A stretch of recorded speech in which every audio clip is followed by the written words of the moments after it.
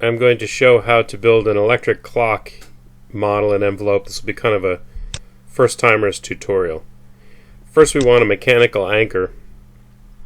We're just going to put as a pivot. Now I'm just going to add a sweep hand, and for that we'll use just a rigid rod that weighs about 1 gram. And I'm going to attach that to the pivot with a joint. And we'll kind of test this as we go to make sure we understand what we're making. And we'll give it a little bit of a twirl. We're going to try to spin this sweep hand clockwise. I hit go, play, so we can see the thing run. Alright, so that hand spins a little bit. Let's add another hand to our watch. Put another rod, and we'll make this one shorter to indicate a minute hand. So we just changed the length to 1/2. Here we'll put a joint. Attach that also to the anchor. This should work a little better. Alright, so both hands can kind of be tweaked and they'll go a little way and then come to a stop due to friction. What we need is a power source. And the simplest thing to use is an electric motor. We put the housing of the motor on the pivot, and we connect the rotating end of the motor to the sweep hand. I can look at the properties of the motor.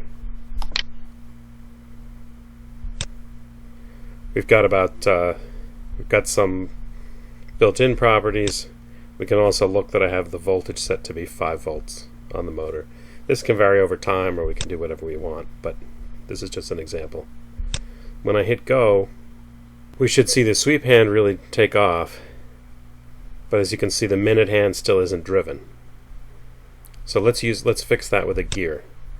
We don't want to use 2 motors and try to get one to turn at 60 times the speed of the other, because it'll be very hard to get the hands synchronized. You definitely want to do this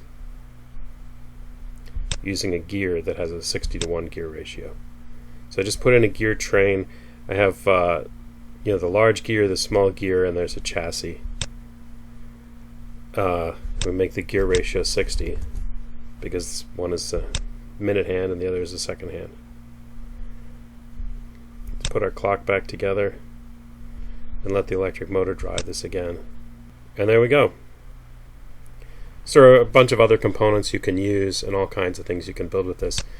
And there are other things besides electromechanical systems you can make.